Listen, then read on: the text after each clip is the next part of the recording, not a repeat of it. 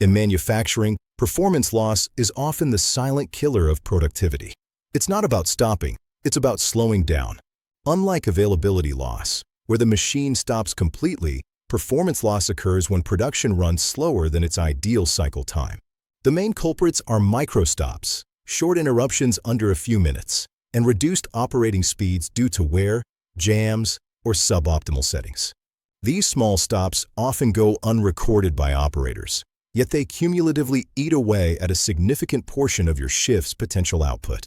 This directly impacts your OEE. Even with 100% availability and quality, a 10% drop in speed means a 10% drop in total throughput. Improving speed isn't just about turning up the dial. It requires identifying bottlenecks and optimizing cycle times through precise maintenance. You cannot improve what you do not measure. Real-time performance tracking makes these invisible losses visible instantly. With accurate data, operators and managers can address root causes immediately, restoring the heartbeat of your production line.